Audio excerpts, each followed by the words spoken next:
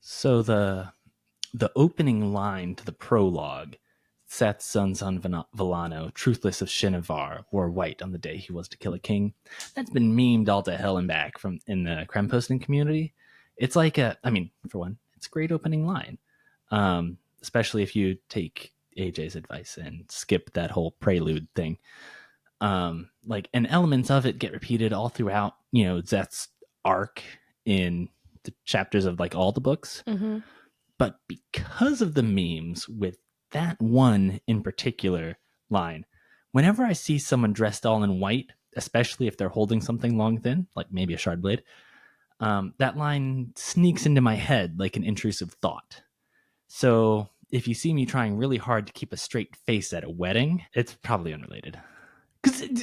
Is the bride holding something long and thin? A bouquet of flowers. That is long and thin? All I'm saying is the memes are, don't necessarily need something long and thin. Anyway. It's a good thing we don't go to many weddings. Yeah, it's maybe why I don't get invited. Okay. Let's get going. We have a lot to talk about.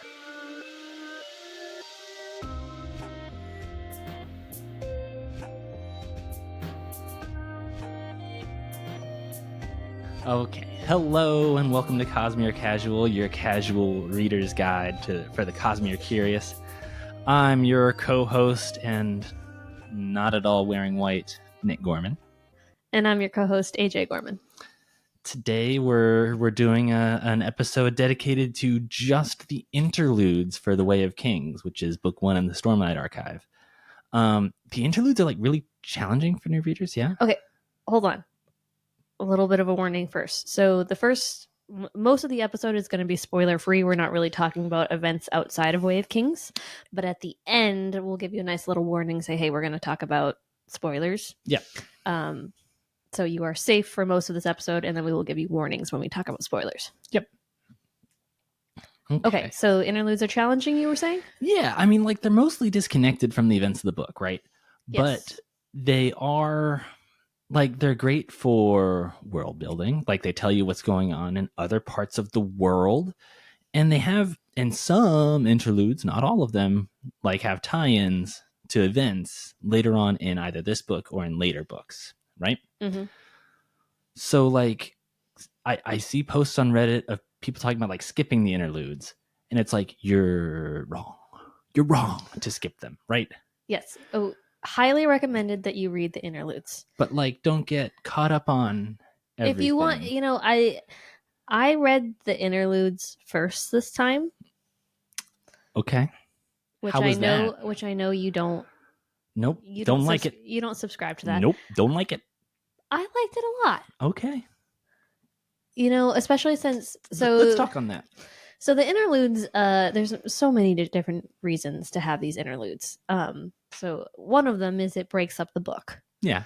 So especially you end a part and it's always on a cliffhanger or a sudden dramatic reveal. And then you get a nice little breather of, some disconnected characters to calm your nerves a little bit before you jump back into this epic long story. So the interludes break up the parts. Like you said, I think the probably number one reason for the interludes is the world building.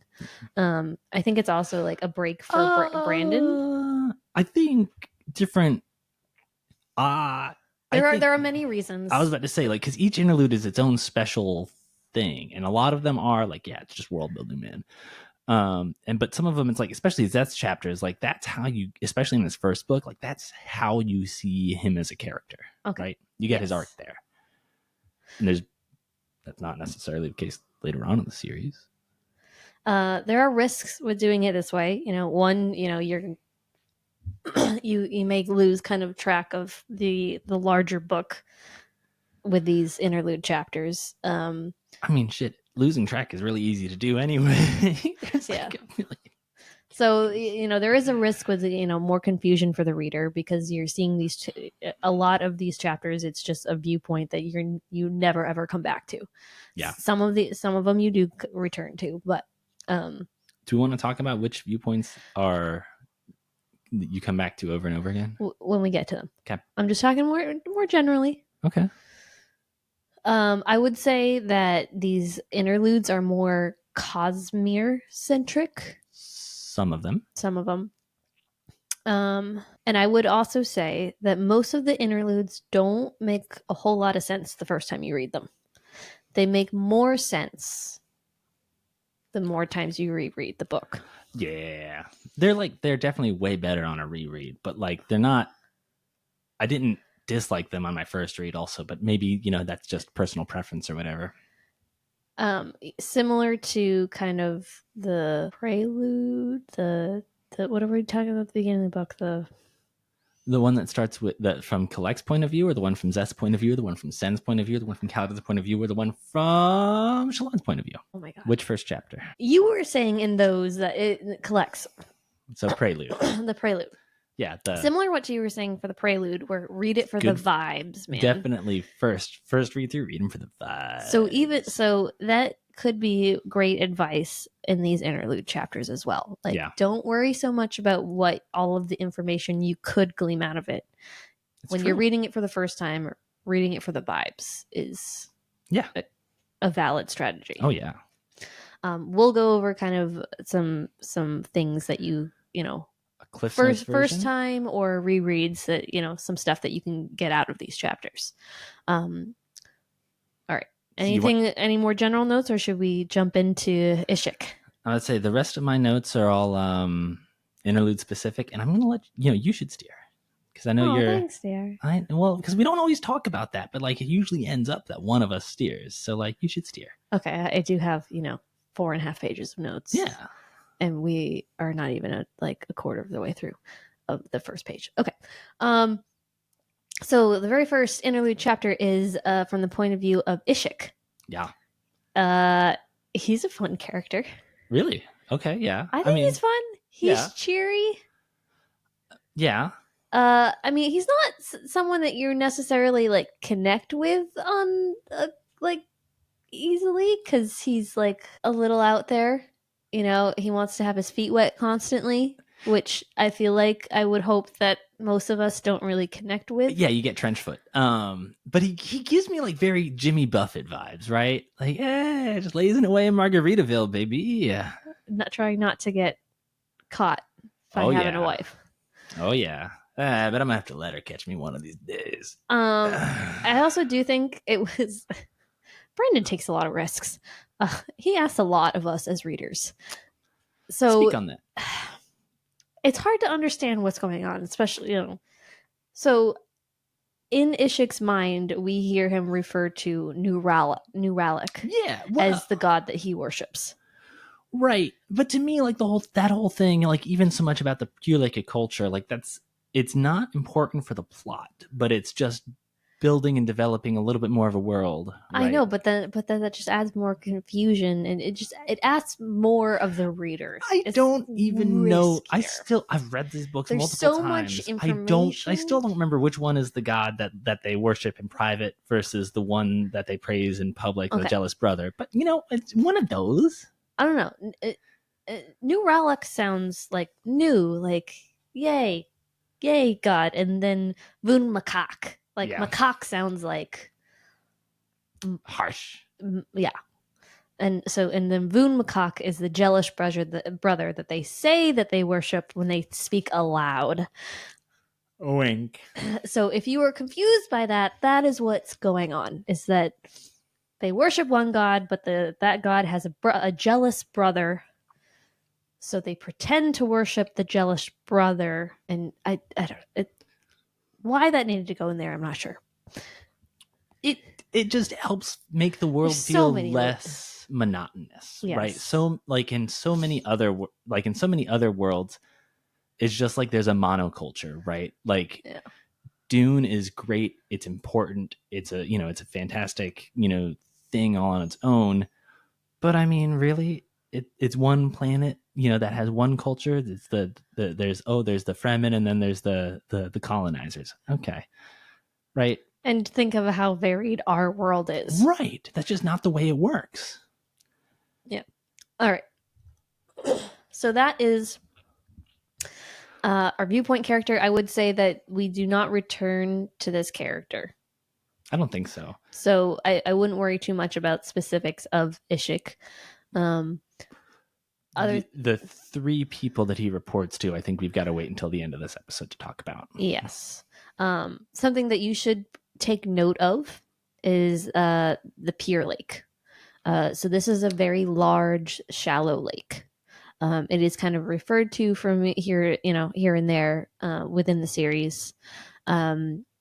It's got colorful fish, and some are thought to have some special properties. Yeah, and I mean, like, yeah, you don't, yeah, just it's not vital to the story, I was but about to say it's a setting that will come back later. Yeah. And I would say, the purpose of this chapter is mostly for the Cosmere connection, which is why we're going to wait till later in the episode to talk more about this chapter. But yeah, and then secondly, it's just to give you a larger view into this planet and the different cultures. So that's Interlude 1.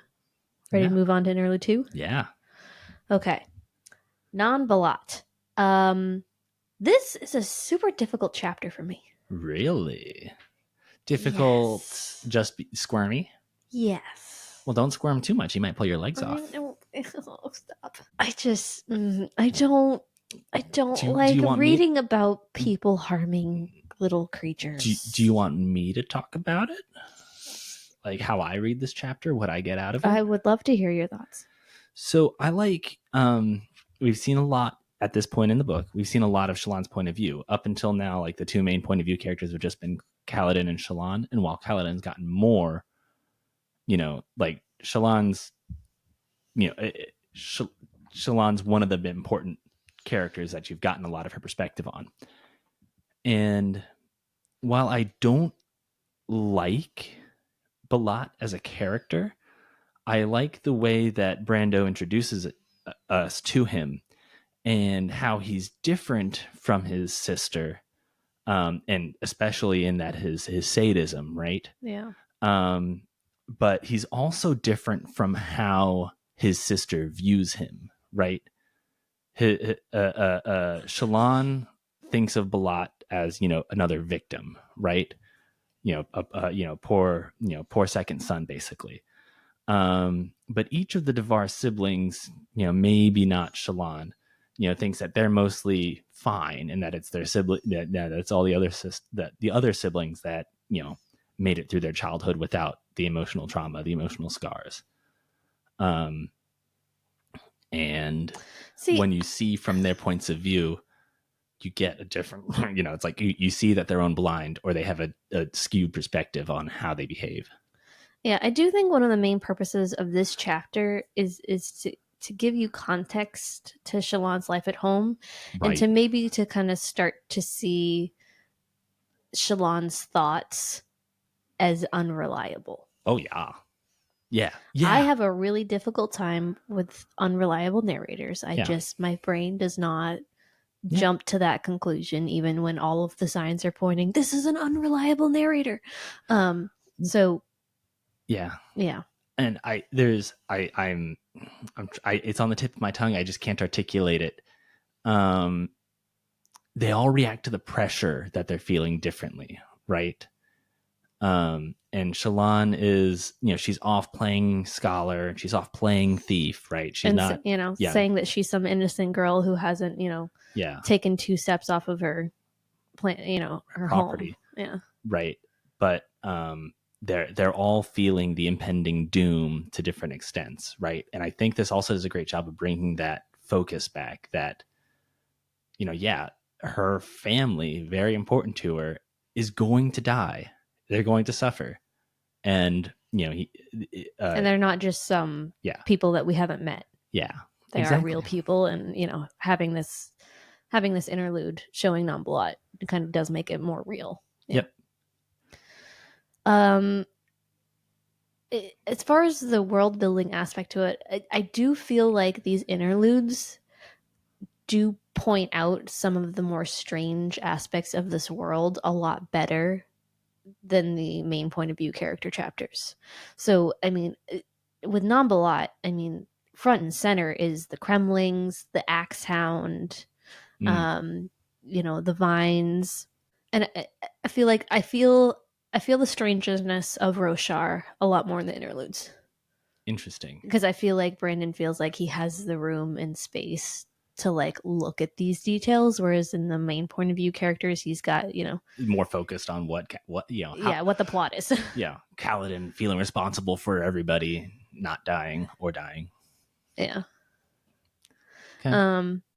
What's also mentioned for, Nambalat as a viewpoint is he is 23 years old and a cripple. Yep. There's no detail in this chapter about why he's a cripple. Yeah, I forgot that wasn't introduced right away. Yep. There's always another secret. The truth is out there. Yeah. I'm not sure how we're supposed to feel about Nambalat.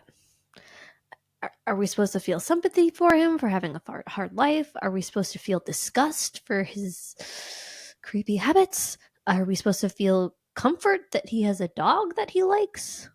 Which is not a dog, it's a hackhound, I know.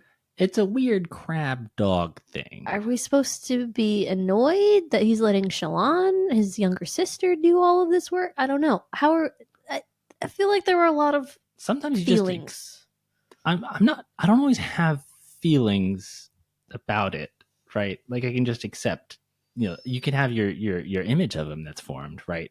He's a sadist, right? Yeah. You can have your, he's. Would you want to invite him to dinner? He's a Bond villain. He's aristocratic. He's got a favorite pet that he likes. He tortures everything else. He's got a physical deformity. He's a Bond villain. Huh. No, I wouldn't want to have dinner with the guy. Okay. If he had more resources, he'd probably be a terrorist. I'm not sure if I would go that far. But, yeah, probably not. Overstating my case. Some quick things that could be confusing here for world building. In Vadenar, each of the 4 eldest sons are given like an address. Yep. So the eldest son is Non. Yeah. The second eldest is Tet. The third is Aishu, and the fourth is Vaughn. It gets revisited again later. It could be confusing, so I just wanted to take a moment and say. Yeah. Wait, is his name non-Balat or Tet Balat? No, his name is Balat. And then the address is non, and sometimes Tet, depending on. Yeah, it's like a prefix, like Mr. or Doctor, right? Right. But related to birth order. Anyway. Yep, and then so the brothers that we haven't met on screen yet are twins. And Hellerand. Yeah, the eldest. All right, so the youngest brothers are twins. One becomes a gambler, and one other is just full of despair. We'll get there. I don't remember what the problem is that was discussed in the cliffhanger. Oh yeah, the cliffhanger.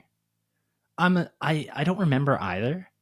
I'm assuming it was some dead or a high prince calling, right?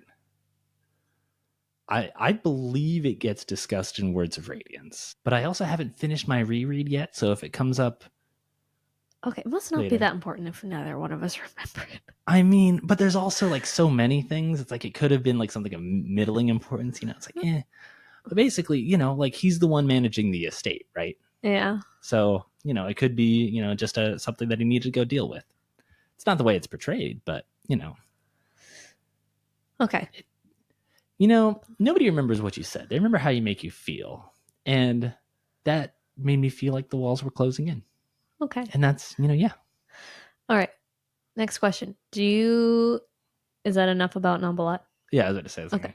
Do we want to talk about Risen and leave all of the Zeth's chapters for the end? I think so. I can go either way, but yeah. Okay, let's do that. We'll do all the Zeth chapters and then go back to do the Cosmere connections. How's that? Okay. All right. So then let's skip to Interlude 4, Risen. Risen. I love the name. I don't know why.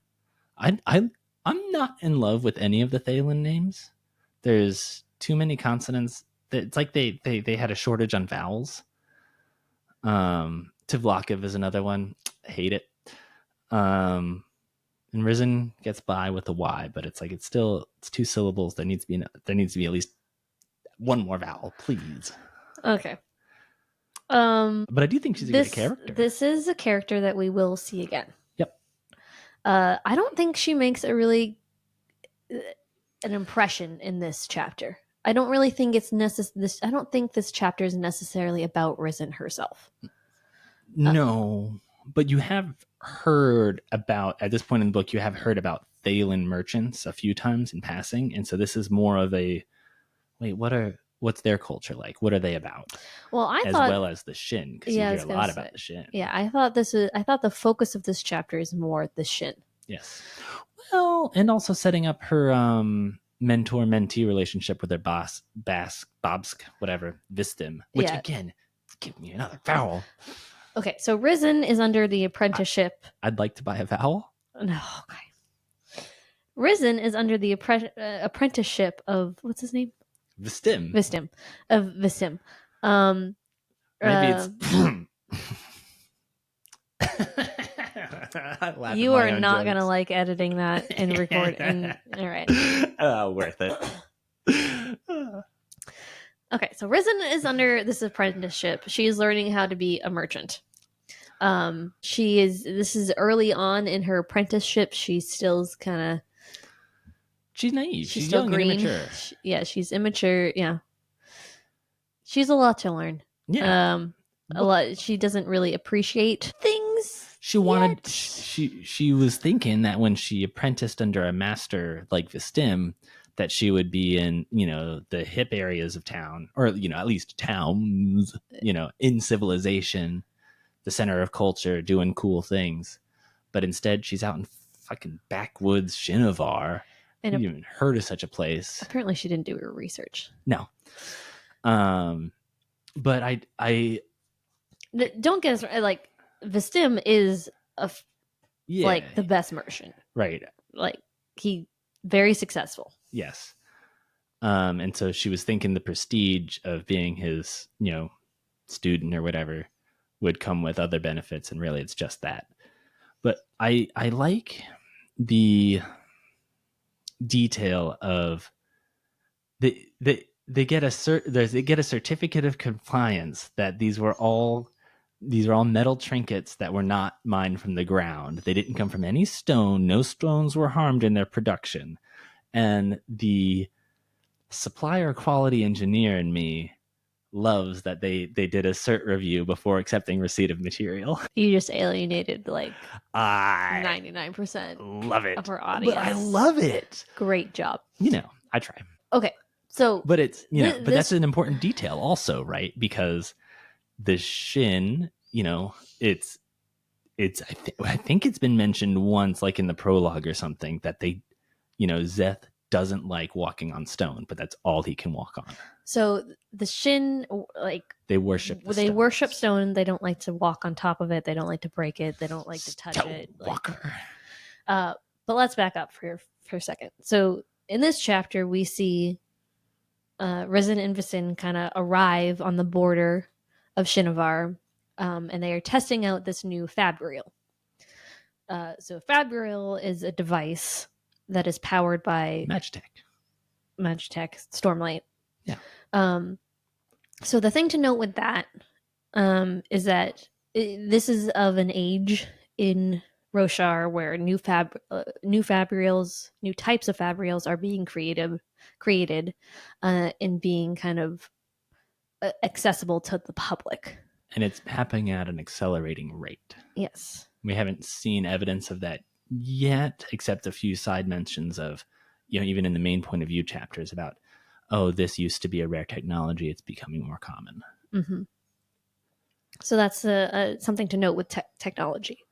So they are there to trade with the Shin, and Shin is known for a couple things, one of which is horses, and that's what if a merchant happens to travel to Shinovar to do trade, most of them are trying to get the horses. But that is not Vistim's goal. He wants chickens. Do we think that they're actually chickens? So chickens are what in the Cosmere language is anything. No, in Roshar language. Okay. In Roshar, any bird is called a chicken because they're so rare on the planet. Right? So it's yeah. So don't take chicken at face value. Yeah, don't when they say something to chicken. I think the chickens that they might actually trading are chickens. Yeah. Though. Or they might be reminiscent of chicken. Probably a crab chicken. Everything is crabs on Roshar. Okay, so in this chapter, through this deal, we are stressed over and over again that Shinovar is very different from the rest of the world. Yeah, the grass doesn't even go away when you step on it. It's like it's dead or something. Yes, so the grass is much more akin to what we have here on Earth, whereas the rest of Roshar is not like that. And their creme is weird. Oh, it's called soil. Yeah, there's no soil elsewhere on Roshar.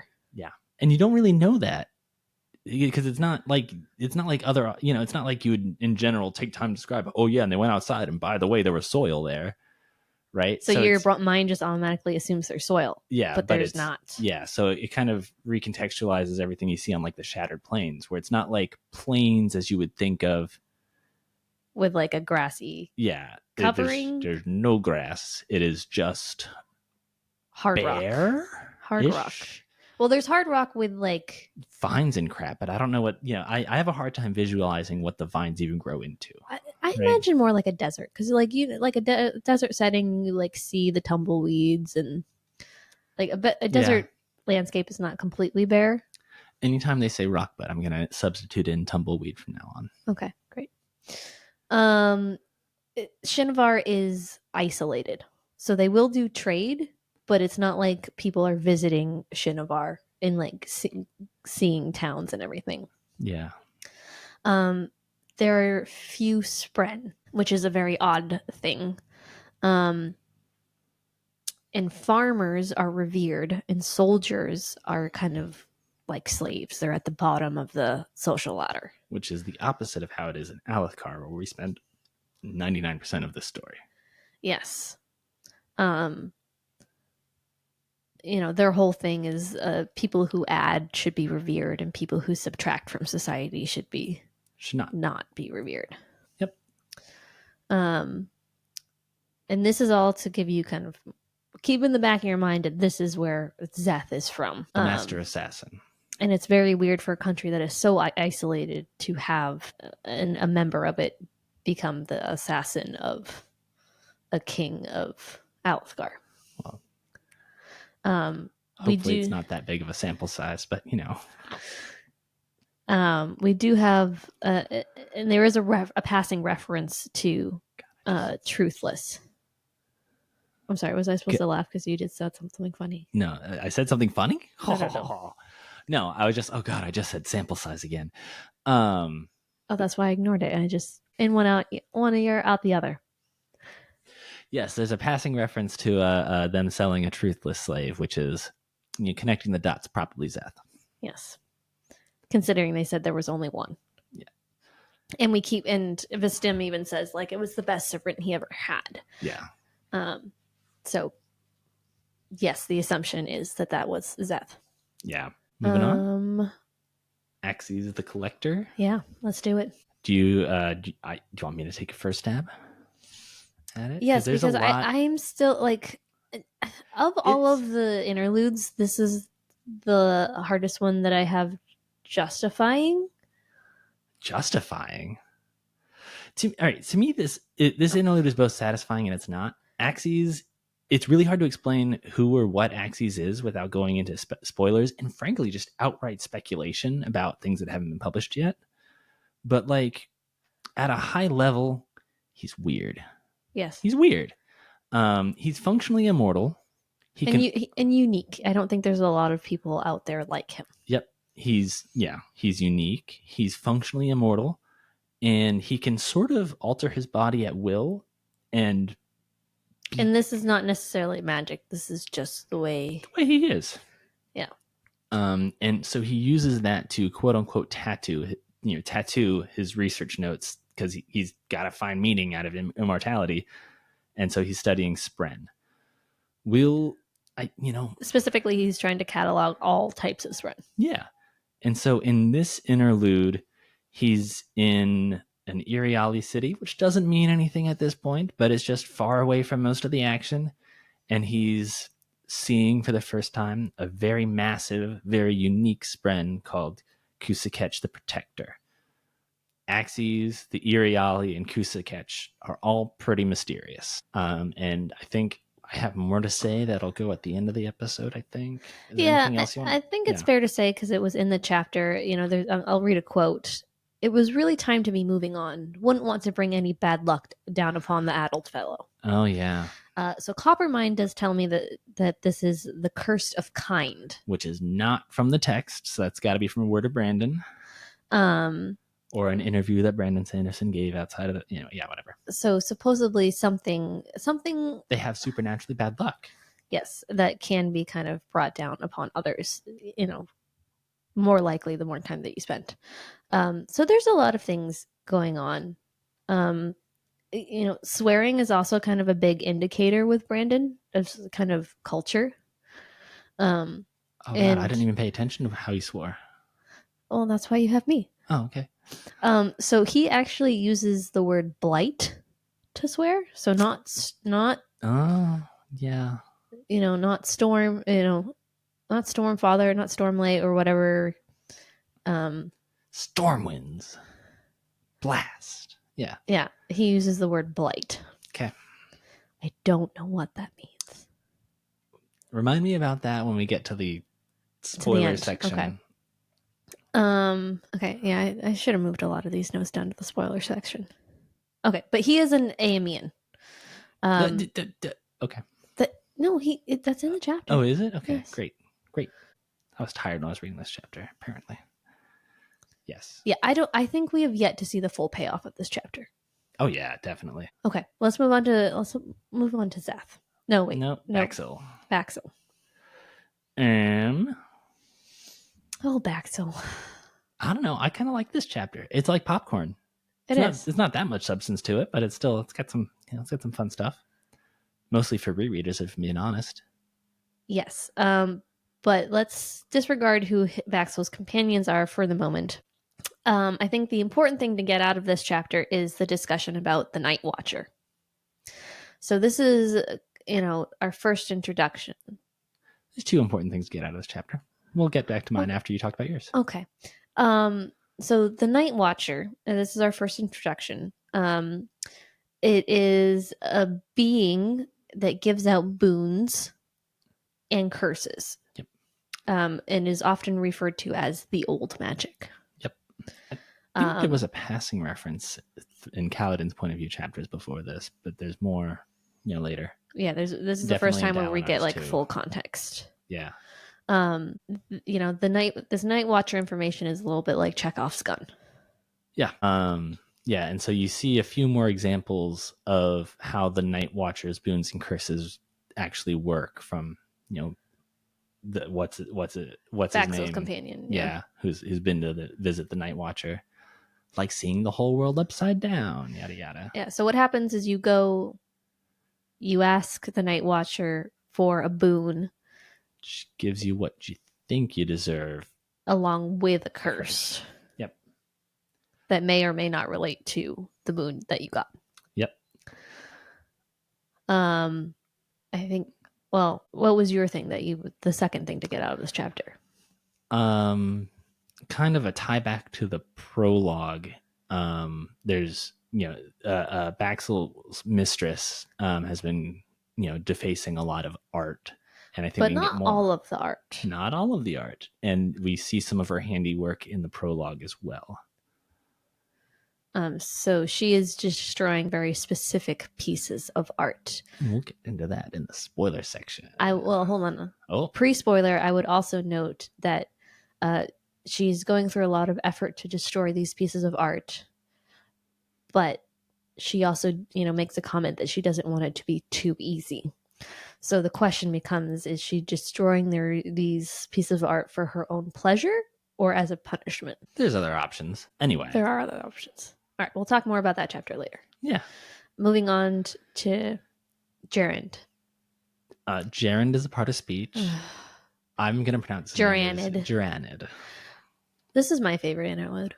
Really? Okay. Yeah. I like Baxil. You like Geranid. I mean, to be fair, Geranid and Ashir are pretty good. They're scholars. It's such a refreshing chapter. There's no violence. There's just a nice piece of domestic tranquility. with some scholarly discoveries. The vibe from this chapter is cottagecore. Yeah. Right? Like they're off in isolation, doing their own weird ass cooking, studying their really esoteric PhD thesis level stuff. And the first, I don't know, 10 times I read it. Well, maybe I haven't read it 10 times. But the first several times that I read it, I had no idea what the heck I was reading, what significance, why this chapter existed at all. But I still enjoyed it. But it gets referenced almost, I think, like explicitly. The experiment and the people in this chapter get referenced in a later book. I forget which one it is. I want to say Rhythm of War. I think it was Words of Radiance. It might be whatever. But I really like this for sort of laying some groundwork for explaining the role that perception and identity have in Cosmere lore. It's not specific. It's not like in your face enough. It's not in your face, but that's why it's laying the groundwork. So that way, when you see it again later, you're like, oh yeah, that's kind of like how the fire spirits, the flame spread, like they were changing size like flames, but then once somebody nearby measured them, it locked them into place at that measurement, and it couldn't just be a reasonable guess at their length. That had to be measured, and then they were going to look into significant figures and nerd shit. But I thought that was I love it. I love it for the cottagecore vibes. I love it for the nerd shit. I love it for laying the groundwork for further nerd shit. Oh, love it. See, I loved it for maybe this is my favorite interlude chapter. I loved it for the fact because you have two monk-like religious people that are secluded in this cottage, and they're clearly like they're in love with each other, but it's not an old love. But it's not necessarily a romantic love, though apparently they share a bed. Oh, I look at them like they're an old married couple. But I don't know what their ages are. Like they could be. I view. But there is a line in there that's as an old married couple.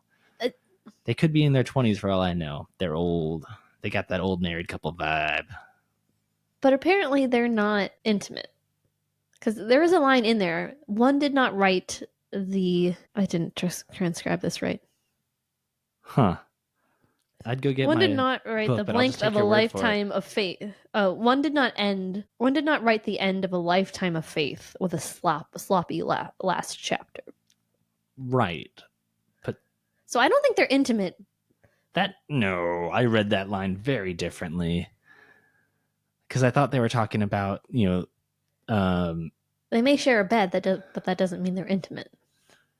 No, I interpreted that as, so they were basically, I read that as they were in retirement. They were tending to the spiritual needs of any Voran travelers in the Reshi Isles. They weren't that enthusiastic about it, but they would tend to their spiritual needs anyway because they're ardents in the Reshi Isles. So you think that's in reference to them doing their day job, right?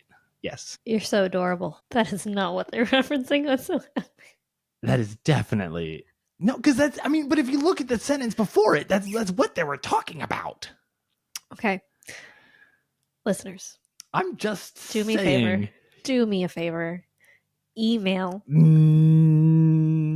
AJ to let her know that she's wrong. No. They are not...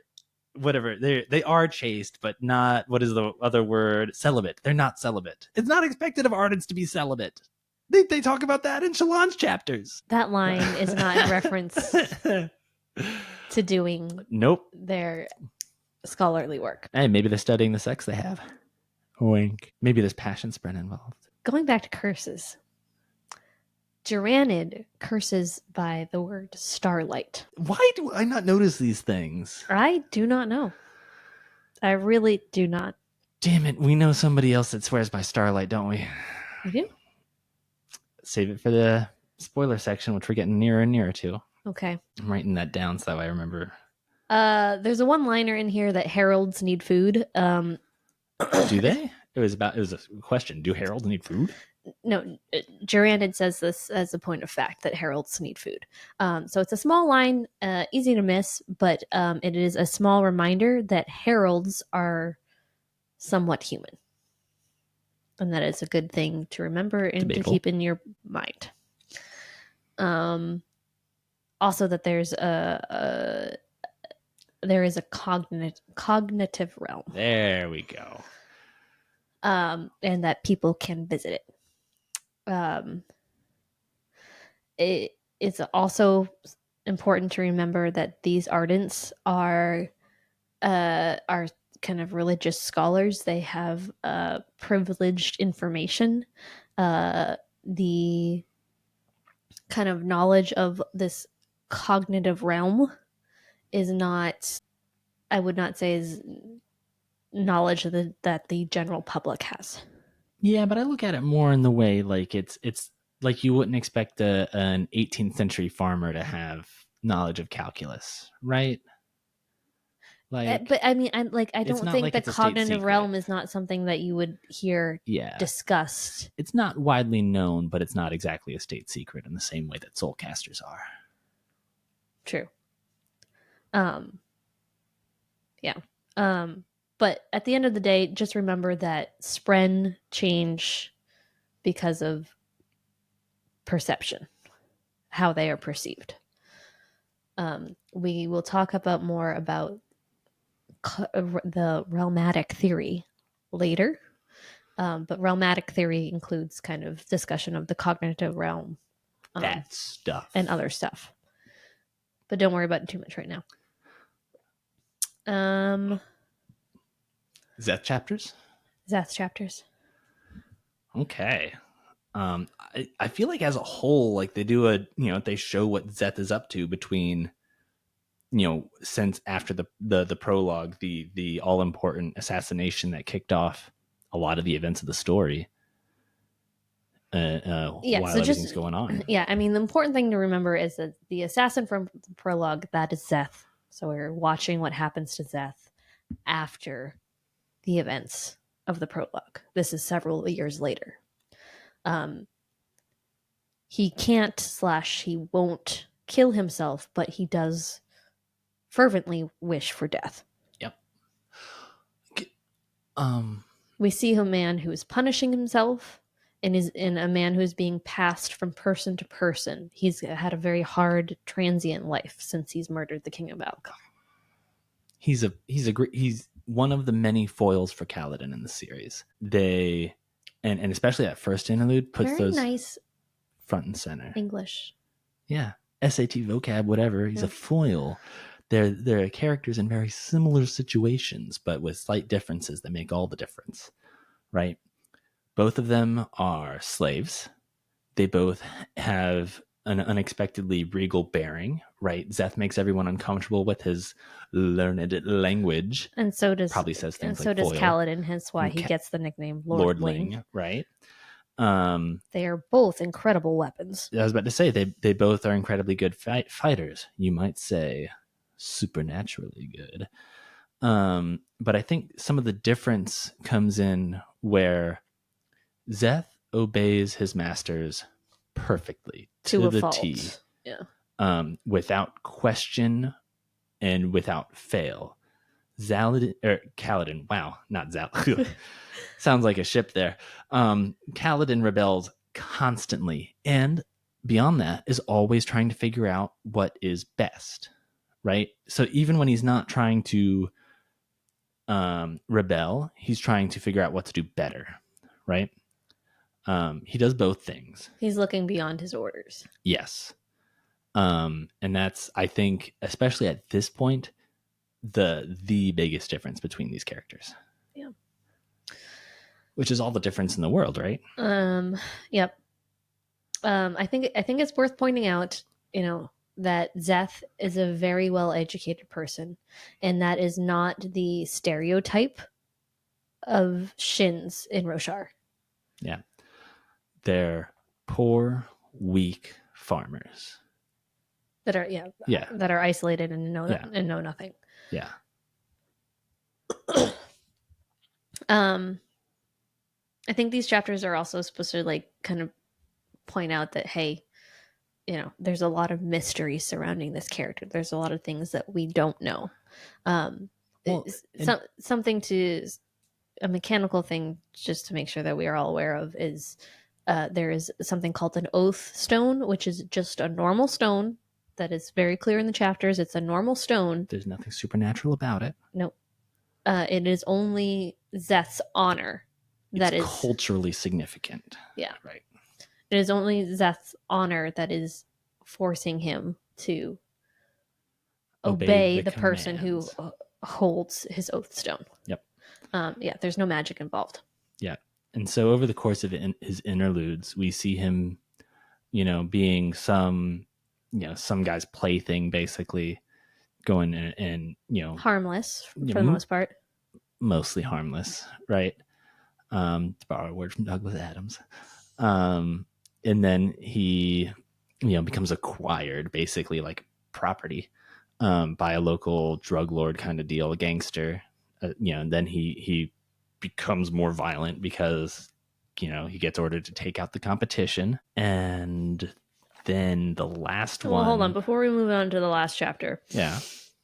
I just want to say that the opening of that second Zeth chapter, Interlude 6. I didn't write it down. Oh, no. Is very reminiscent of like an opening scene for Batman. Because Zeth is like, has a cloak on. Oh, yeah. And is like perched on like a high point on a wall. Yeah, okay. And I really appreciated that opening. I see Batman vibes. I could see Spider-Man vibes too. I'm trying to think is there anyone who's quite got gravity-defying powers, quite like Zeth?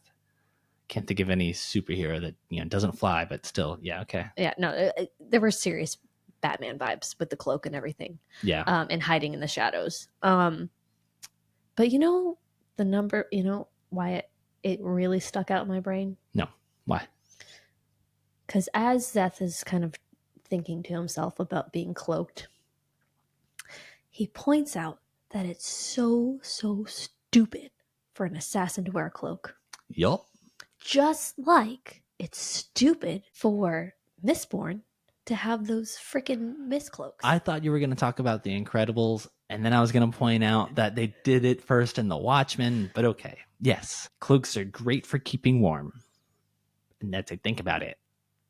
Okay. I thought you were of the opinion that the mist cloaks were. They're great for vibes too, but I mean, like, he's not, which is what he's using it for, and that's what the Mistborn use it for too. It's not for practicality's sake, it's for getting advantage on intimidation checks.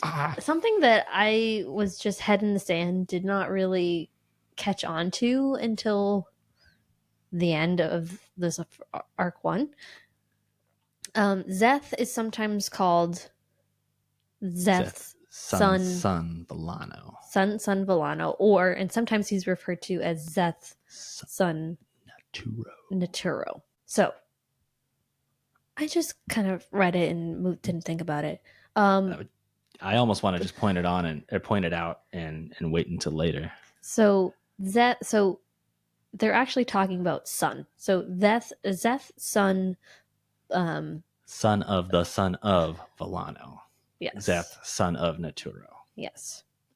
And I think there's a passing reference to a Shin scholar, and I forget what her name is, but it's something daughter, someone else, right? And that's their naming convention. They don't have last names. They have. And I had just always assumed that lineage. Son was not in reference to parent-child. A parent-child. I thought it was just, I don't know, something to do with Shinovar language that was. Anyways. Yeah, we have homonyms all the time. Yeah. So I assumed it was a homonym. I didn't pay close attention, and I wasn't noticing. I just would read Zeth and then whatever. I should have paid attention better.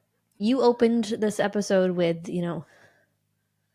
Zeth, son Villano, truthless of Shinovar, wore white on the day he was to kill a king. Which Brandon is a fan of The Princess Bride. So, hello, my name is Inigo Montoya. You killed my father. Prepare to die. I didn't write down the opening lines from any of the other chapters except for the prologue because, natural. But I'm 99% sure a lot of Zeth's chapters start with Zeth, son, blank, depending on his company, who's addressing him, what his identity is among those people. and various reasons that will make sense in his character arc later. But I'm pretty sure up until this point, his chapters have always started with Szeth, son Villano, truthless of Shinovar, did blank. I didn't notice that. Not to say it didn't happen, but I thought I was looking for it. But yeah. And so when the mysterious stranger shows up with a list at the end of chapter 6 or interlude 6, who calls him Szeth's son Naturo, it's supposed to be noticeable that it's not his identity anymore. Right. It's so something, clearly whoever has his Oathstone knows more about Szeth than anybody ever has before. Yeah, out of the people who have held his Oathstone. Yep. Yeah. But they're also not quite right either. I thought they were antagonizing on purpose. Huh. Okay. Showing their power over him. Yep. Because knowledge is power. Okay, before we get into that, quickly I want to point out that this is also kind of, this chapter, Interlude 6, was kind of our first look at a substance called fire moss. I did not pay attention to fire moss at all until, my last reread of Words of Radiance, and I was like asking Coppermind this question, or Reddit a question, like, oh, what was happening in this chapter? And they're like, it's fire moss. Yeah. Like, yeah. Did you read this? And fire moss gets explored a lot more in Oathbringer. Yes, but it does show up a few times before that. So fire moss is a addictive substance. Like all addictive substances, some people, like, the addiction hits the first time they use it. Other people aren't affected by the addiction whatsoever. But fire moss, it's a drug. You rub it and it burns your fingertips. But for some people, it gives them euphoria. When you rub it, it smokes a little bit. So you can watch out in future chapters for fire moss, because it's not always called out as fire moss, but if you're paying close attention, fire moss. Close attention. You're the one who caught on all these other things. I'm not trying to criticize you as a reader. Yeah, I would say. Wasn't an important plot point, but so. Yeah, the way I read fire moss, we're getting off on a tangent. Well, I'll save it for another episode. Okay. This is also a chapter that really highlights that there's no betting on the future for Vorns. Yep. I don't think we ever learned how or why this prohibition comes to be. Oh. We're going to save that for a different episode. Okay. There's more questioning of religion. That's classic Brandon. Yeah. There's also hints that Szeth knows something about the heralds and the magic powers that most people do not. Specifically, there's a passing comment that, these powers were not intended for assassination. He knows that they were intended for something else. Not that he cared to share with that in his inner thoughts in this chapter, but clearly he knows what these powers were intended for. I think knows, he has an opinion, right? A different understanding. Yes. Also something to note, it takes Szeth 10 heartbeats to summon his sword. You want to make sure that you're paying. Yes, you want to make sure that you're paying attention to number of heartbeats. Yeah. I don't have anything about this interlude. I've got a little bit to say about the 9th interlude. Yeah, I'm ready to go to the 9th. Okay, I just like it as a cool fight scene and a callback to the prologue. I don't care about the fight scenes. It's just. But they're exciting. Pages and pages of Szeth killed people. Well, okay, great. It's not just that he killed people. It's that he was crying while he did it. He wanted them to end him. And you know what? A page or two would have been fine. I didn't need a whole chapter. Not his fault. It's the king of Yakaved's fault. He did this. He summoned them. He made it so that even more innocents would die. The blood's not on Szeth's hands. It's on the king of Yakaved's. Keep in mind what we said a couple minutes ago about there is nothing forcing him to do this other than his own honor. Yep. Which he doesn't have. He's truthless. Right. But yeah, this is where we truly see what Szeth is capable of. Well, we got to see a little bit in the prologue, but I think it's a whole nother level. Yet. Yeah, they were not prepared for him in the well, the they events thought they of were. the prologue. Oh yeah, fair enough. Yeah. And they were, in this chapter, I mean, they were fully expecting him. Yep, 2 full shard bearers, another one with a blade. Yeah. And still it Bloodbath. Yep. Yeah. I think it's a good reminder of what the powers can do, because we haven't really seen powers, the magic or whatever, since the prologue. Which is, I mean, this is interlude 9, so this is like halfway through the book. Yeah. And you haven't seen magic since the prologue. It's kind of a long time. I mean, you see shard blades and shard plate. You know, like there's fantastical elements. It's just not a person gets imbued with. It's not classic Brandon magic, though. Yeah. Also, shout out to all the engineers. There's a discussion of free body diagrams in here. Yeah. Okay. I appreciate it. You know, Brandon's an English nerd, and he does ask people for input and like try to understand these things. And he actually, I think he was so excited about learning about this and the fact that, lashing a quarter of your weight upwards means that you're half the weight. Yeah. And it's unintuitive, but it makes sense. And he there's put a it lot in, of posts. the text, and there's it's a nice. lot of posts on Reddit about how unintuitive it is that lashing, a quarter. Unless you draw the free body diagram. Exactly, right? And that's basically it. So, yeah. Anyways, engineers. I didn't think about it. Have an easier time with this, I'm sure, than others.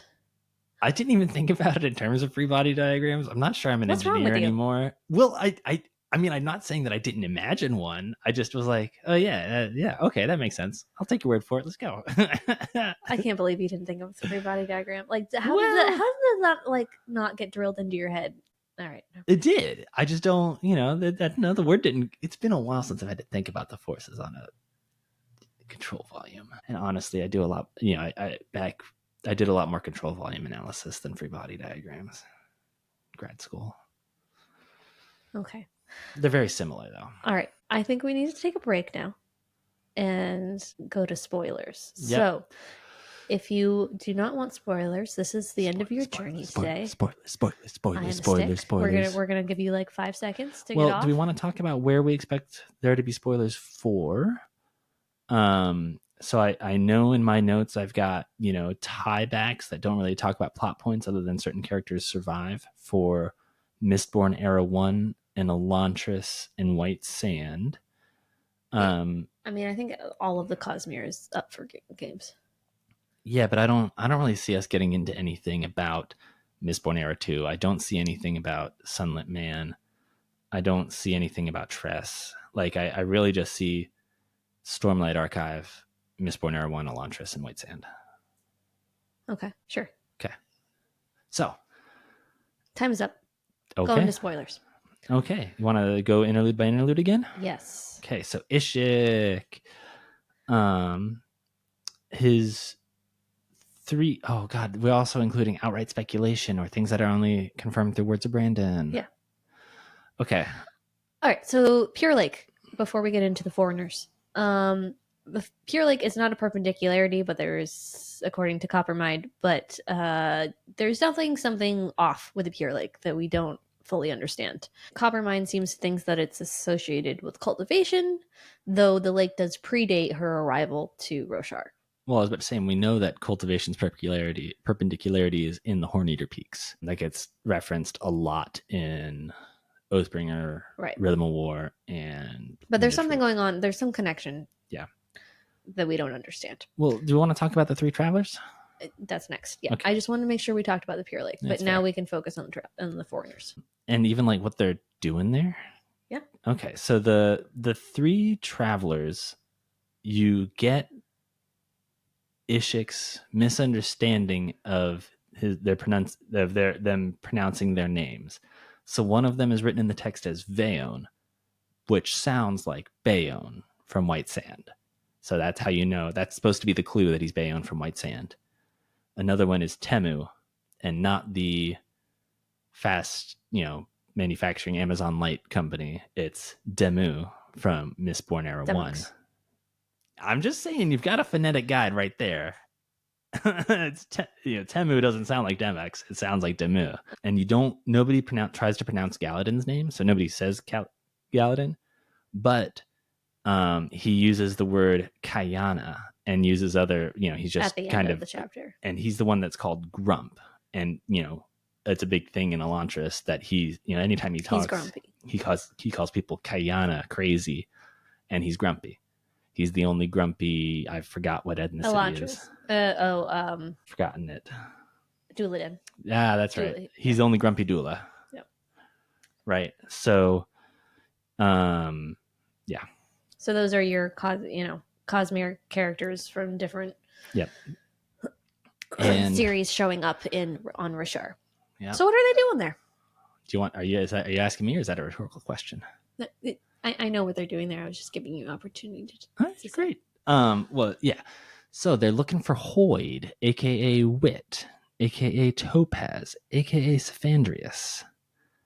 And those names are all different names for the same person. Most commonly, we see him called Hoid. And we know from the epigraphs, I want to say in Words of Radiance, it might be Oathbringer. I think it's Words of Radiance where Hoid makes reference to whoever he's writing his letter to, Frost the Dragon, that he had been successful in evading Frost's agents sent to go find him, and that's in reference to these characters here in this interlude, right? And we know from Words of Brandon that they are a member of a secret society called the 17th Shard, and they are opposed to Hoid, not because they don't like him or anything, but because they don't think people should be interfering with the events on other planets, right? And Hoid is very much interfering. Very much interfering, right? So that's kind of that. Yeah. The other thing to note at the end of the chapter with Galadin or Grump, he says 3 words, Alavanta, Kamalu, Kayana. I looked this up on Coppermind. They do not know what the first 2 words mean. They suspect that it could be a name. Kayana, they know, obviously that's crazy. So I want to say don't bother looking it up on Coppermind because there is no more information than that. At least as of February 2025. Yes. Who knows? Maybe Secret Project 5 will give us more info. Who knows? But there's really nothing more to say on that. I think that's pretty much it. Yeah, and I mean Risen. If you've already read the. Oh wait, hold on. Oh, sorry. Go on ahead. Or you're going out of order. Well, so Nambalat, the only thing that I wrote down for spoiler is, do we think that Kremling sitting below his bench was there for a reason? Was it not? Was it one of the Sleepless? Yes, was it one of the Sleepless? There wasn't any mention about it being strange in appearance, so it was sitting like underneath his bench, kind of spying on him. Though. That's Schrodinger's Sleepless. I think it's not a Sleepless until it's confirmed that it is. Okay. All right. We're skipping Zeth again? I mean, I think so. I don't have any. I don't have anything else to out of that one. Oh dear. Okay. Yeah. You go. You missed so much. So in Zeth's very first interlude chapter, he does talk about hiding that anti-void light sphere. Oh yeah, from the prologue. Oh yeah, he did talk about that. So just to tickle your memory here, when he kills Gavilar gives him this very strange anti-light sphere. Well, they don't call it that. It glows with a darkness. It anti-glows. Yes. So Zeth took the sphere and he hid it. I'm sure if they were going to retcon it more, they would also say that it distorted the air around it because the way that's described is more consistent with void light than anti-void light. But who's counting? And then Zeth also thinks it's better to exist in agony than to vanish entirely. And I feel like this is setting up a lot for how, Brandon / Ishar is setting Zeth up to be a herald. Mm. I mean, that's very much the mindset you need to have to be a herald. Obviously this is before Zeth, had his pilgrimage and he's already had his first pilgrimage anyway. But what about second pilgrimage? Small but important details that were in that chapter. All right, so Risen. Why are there so few Spren? I still don't. In Shinovar? Yeah. So we don't know a whole lot about why there are more or less Spren in any given area in particular. But we know that Ishar has been experimenting on Spren that, come up nearby, right? And we also know that he is bonded to the inhabitants of Shinovar particularly, right? He has a connection with them. Not bonded. Bonded was the wrong word. But he can form a connection with the people in Shinovar. So presumably Spren don't want to appear there because it's dangerous. Okay. Maybe that'll stick in my brain. I don't know. Yeah. I think there's another, working theory that maybe they don't like soil. Yeah. Well, I mean, it is it's basically functionally a colony of another world on Roshar, and Roshar are specific to, and Spren are specific to Roshar, right? So it could be that just the fact that it is to them alien has its own repelling effect, right? Perhaps. So I don't know if I buy that argument since humans take over a lot of the population, but but anyway, that's the two working theories I got. But ultimately, as far as we care, they just don't show up there as much. Okay, Axes. So tell me again what you told me the other day about the importance of the... I don't remember anything I say from any given moment. Well, I said that I didn't really understand why this Axes chapter was in here. Well... And you said, well, it's important to point out that large Spren because it does show up. Yeah. Kusakech Yeah. Shows up in Wind and Truth, right? He's the one who ushers in the fifth voyage of the Iriali off of Roshar to wherever they land afterwards. Right? It was not in my brain whatsoever about the Iriali are not native to Roshar. And so are the rest of the humans are not either. Well, yeah, but like they in particular, like they show up in Tress of the Emerald Sea through an artifact where they had voyaged to Lumar, right? So like they don't, all the humans. I'm losing power. Sorry.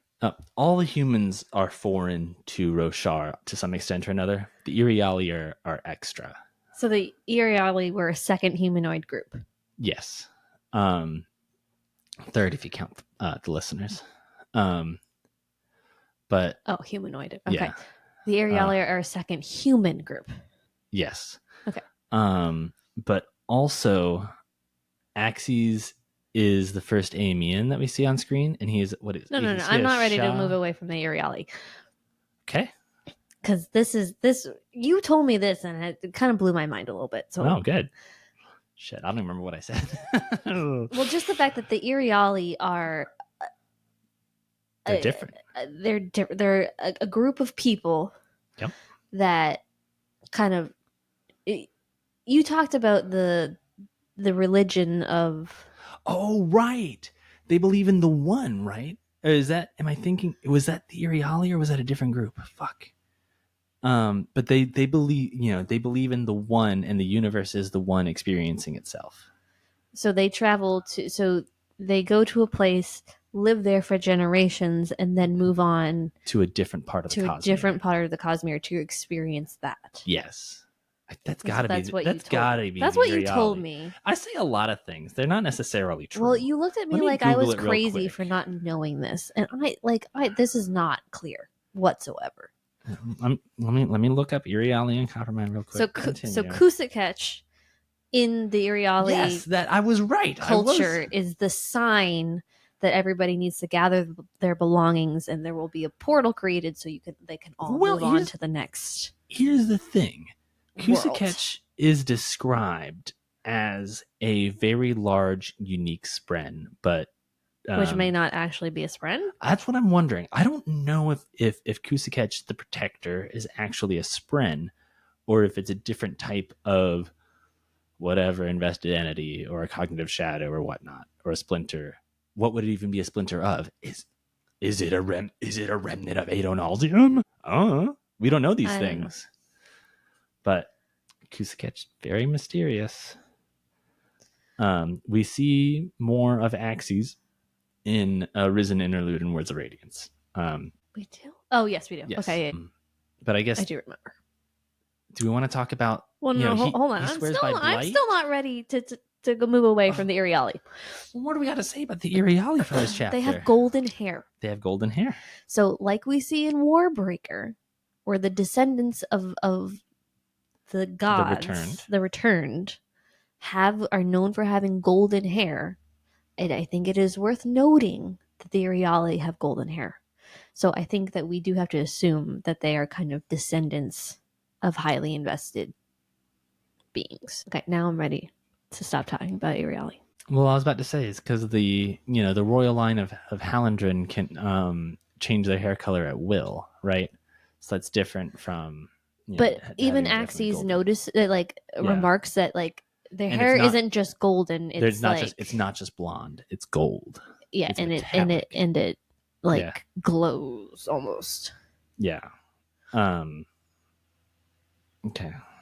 Interesting. Right. I'm thinking processing. Buffering. Okay, I don't have anything else to add on the Iriali. It was interesting to me that you pointed out that Axes swears by blight. Oh yeah. Because to me that is probably an indicator of, because we still don't know jack diddly squat about the scouring of Aemia. And we know that he is an Aemian, what is it, a Shy Aemian? Rather than a Daisian Aemian? I thought I wrote that down. Right, he's one of the he's the only one of his kind of Aemian that we've seen on screen so far. But he's one of the kind that is, cursed. And they're both functionally immortal, but the sleepless are the ones that are made up of Kremlings, and he is not that kind. Yeah. All right. Coppermine to the rescue. What was the question we're answering? This is not a question. We're just talking about who's this Axes guy. Why is he so interesting? We don't know. Not enough information, which is why I was having a hard time why this chapter was important. I'm going to take as much of Axes as I can get so far. He's interesting. Mysterious. I like the mystery. There are a lot of interesting, mysterious characters. Yeah. And it frustrates me to no end when there's just not enough information. There's not enough to hold on to. See, I like having a little bit, I like having a little bit more than we've currently got with Axes, but I hate when you get something that's hyped up and mysterious, and then you finally get it explained. It's kind of a letdown, and it's always kind of a letdown, because no actual story is going to be as good as the ambiguity and having it both ways. I mean, true. You ready to move on to... Baxil. Spot the Herald. Yeah. The mistress is Shalash. And the artwork that she's destroying is anything that has her face on it. She does not want people worshiping her. And because she has lived so long, she is known by many different names. Yeah. It is. I also want to point out that pun. What pun? Shalash defaces art of herself by removing its face. Defacing it. And you know that Brandon thought about that. And he did. Okay. I want to point out that Baxil remarks that the mistress has very good hearing. And if this sounds a lot like the Returned of Warbreaker, it should, because as a herald, she's a highly invested being. So highly invested beings tend to have benefits. Enhanced senses. Enhanced senses and stuff. Okay. You didn't notice that, did you? I did. I ascribed it to a different meaning. I thought it what was. did you think? I thought it was, going off of what we learned in Wind and Truth. I thought it was her direct connection to honor, similar to how Nail can move at super speeds, and Talon, presumably all of the heralds. I thought they just all had enhanced senses, but less because they are made out of investiture and more because they draw on honor's power directly. Being invested. No. Not that they hold the investiture themselves, but that they can access it at will. I think we're splitting hairs. I suspect it's going to be a meaningful difference in the future. Right. Well, we'll figure that out then. I think that's it. You pointed out that Jaranid swears by starlight, and I didn't notice that, but that's also something that we see on White Sand. On the dark side? The Darksiders, the Starsiders, please, Swear swear by starlight. I thought. It's just very odd because it doesn't seem like Jaranid I was about to say, because he doesn't seem like a world hopper, right? There's nothing else. Jaranid is the female. Okay. Neither of them particularly. They seem very Rosharan. Right. So very it's weird to me that she would swear by starlight, because I did think of White Sand. Yeah. I don't know. That's I didn't even notice that. So I don't know. Good for you. So it's something to watch out for. Yeah. All right, we've been going on for a good long while. I have some few closing remarks. Oh, you have closing remarks. Yes. Okay. All right, if we're done with kind of the spoiler discussion. Zeth is featured in each break. He's at the end of each interlude, and there will be more. There'll be more of him in this in the whole Stormlight Archive. One of the benefits of reading these interludes just kind of all together, separate from the rest of the book, I really like the different voices that Brandon embodies.